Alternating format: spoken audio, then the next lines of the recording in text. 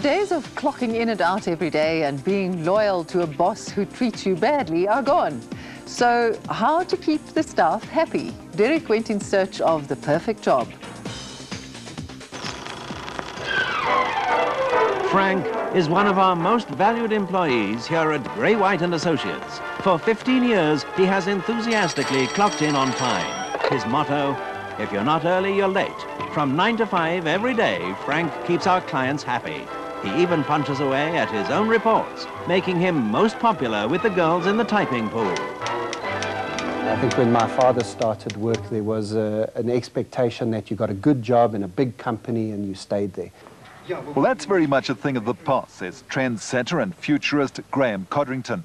There has been a massive shift. Globally, around the world, the shift has been that companies no longer provide security. But they are providing all kinds of other things. Some top companies are giving corporate South Africa a shake-up as they give new meaning to the 9-to-5 working day. At Hollard Insurance, employees are literally climbing the walls. Only here it's a good thing. It's partly why Hollard is rated the best insurance company to work for in the Deloitte's Financial Mail Best Companies survey. We attract people that share the same values that we have. Like, for example, the fact that we do spend a lot of time in life, in the office.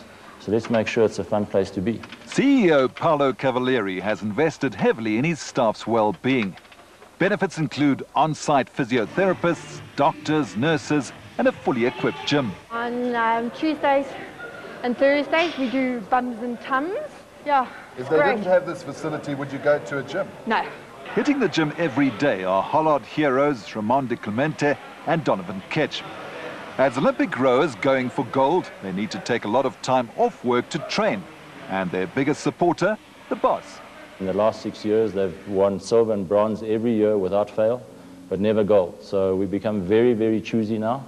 And with them, we're looking for gold in China. A racing car enthusiast and former Olympic rower himself, Paolo is driven to win, which is what drives the work ethic at Hollard. We're in business, and ultimately we need to make sure we're winning. So, you know, the touchy-feely is critical, I think. Now, there seems to be a conflict here because the demands are increasing in the corporate world, and yet we're talking about a softer environment.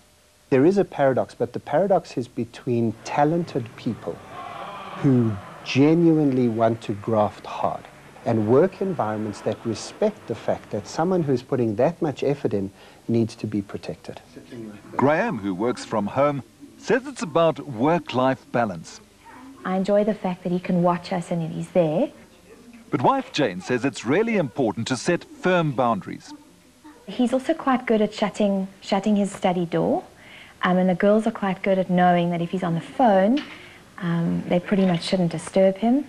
Yeah, I mean, every day is different, and it's about juggling, really. This juggling act is a corporate trend which is being fast-tracked internationally by one of the wealthiest men in the US, the CEO of software giant SaaS, Dr. Jim Goodnight. What we produce comes out of our people's minds. And those people drive right out the front gate every night at 5 o'clock. Those are my assets driving away, and it's my job to get them back. With more than 10,000 employees and 424 offices worldwide, SaaS boasts a staff turnover of less than 4%, which saves the company about $100 million a year.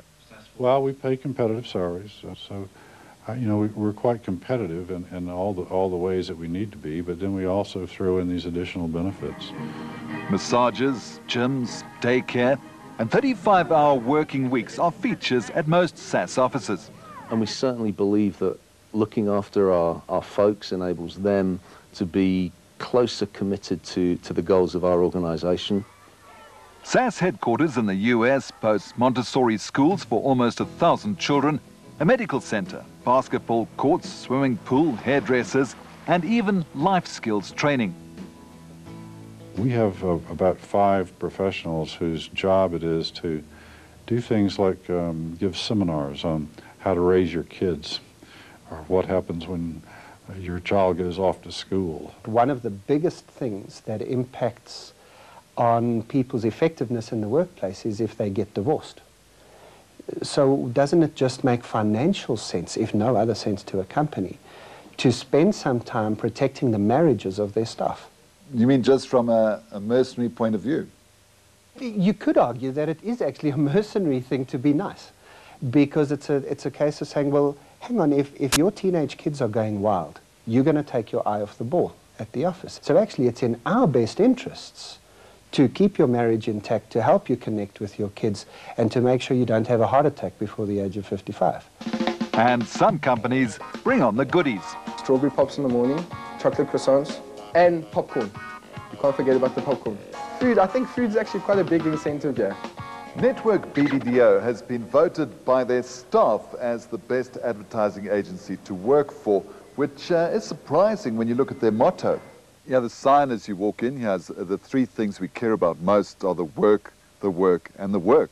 Exactly, exactly, exactly. But bosses Mike Shallett and Abdullah Mia believe that people do their best work when they're having fun. You have to find a balance where you can give the guys the opportunity to be creative, and also where you can keep them here, because they're working here most of the time anyway. There's long hours we work for our clients. So at least make those hours pleasurable. And there's a lot of late working at night and stuff. But again, it sort of balances out when you can play ping pong. One of the things that we've often said here at the agency is that we don't pay you to come to work, we pay you to work. Which means work doesn't have to happen behind a desk between 9 and 5. The idea is don't live within four walls. So you can leave the office and work from somewhere where you think you might be greatly inspired. Which could be the local pub. Sometimes. Things are a lot less casual over at SA Breweries. It's a hard performance culture where, like in the Merchant of Venice, we demand our pound of flesh. Even so, CEO Tony van Kralingen says there's good reason why breweries constantly make it onto the top 10 best companies list. We invest a huge amount of training. And on average, every one of our employees, there are 8,000, would get 8 days training a year. That's 3 times the international benchmark for skills development. South African breweries, Anglo-American, have always had a great reputation. Not necessarily because they have all of the amenity, but what they do have is CV building ability. So if you want a big career, this is your kind of company. A brewery person never clocks out because you're always engaged. You're thinking about work after hours, you never clock out. Here, work-life balance is not a corporate priority. You make the choice about what you want, and you can't work a 9 to 5 and expect nothing else to work, not to interfere in your social or your personal life, and then have a huge career. Because what comes with career is a bit more commitment and time. While flexi-time helps some staff cope with family needs, you won't find the kids coming into work. The picture's quite different over at one of the companies that trains brewery managers. We like climbing up the thing. Here, youngsters are welcome. One of them is my own teenager. And to know that he's here doing his homework, studying and that kind of thing, instead of roaming the streets unsupervised, is a very powerful de-stressor for me. Avovision bosses Jules Newton and Elaine Sampson teach top companies how to stay ahead of the game by meeting the emotional needs of their staff. I think now people want to feel fulfilled in their workplace. It's not enough just to produce, it's got to add value to their lives.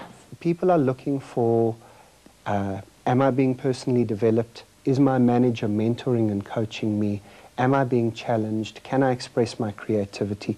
Do I like getting up in the morning? Do I like who I am in this workspace? Well, even the workspace is changing. As technology develops, the office as we know it could become a thing of the past. Graham's company, for example, employs about 30 people. None of them have an office to go to. We all work from home, we all have laptops and cell phones, and that's where the office is, wherever the laptops and cell phones are. The work away from the office mentality is embraced by Anton Musgrave, CEO of leading wealth management company Citadel. If you can achieve the desired and the mutually agreed level of output and still reduce your golf handicap, then fantastic. We're happy for you. In other words, get the job done, and then it's okay that you're not in the office. I think business traditionally doesn't trust enough. Business somehow thinks almost that by controlling and by developing a sense of ownership over the individual, that you in fact own them. The reality is, of course, you don't. And they may well be sitting there shoveling paper, but their head and their mind and their heart, which is the important part, is on the golf course or with the burst geezer at home or on the cricket pitch with their 9-year-old playing his first match for the C team. So this captain of business lets home come to work. People respond amazingly well to the fact that you trust them, the fact that you empower them and that you set them free. And they realize that with that freedom and that empowerment comes a huge sense of responsibility and accountability. The bottom line is that it's all about the bottom line. It comes down more and more these days to who you are. And so if who you are is who you hire, then your ability to attract and retain talented people is your most important competitive advantage in the 21st century. So maybe the time has come to evaluate your boss and your job and decide if this is really where you want to be, because they're so different. Earlier this week, two people who seem to like their jobs, former Presidents Nelson Mandela and Bill Clinton, visited the Walter Sisulu Pediatric Cardiac Unit in Johannesburg. We will soon be bringing you a story about this remarkable team and the work they do. To Madiba, here's wishing you a happy 88th birthday on Tuesday. And while we're on celebrations, congratulations to colleagues Victoria Cullinan and Angus Begg for winning 2 categories of the CNN African Journalist of the Year Awards in Maputo last night.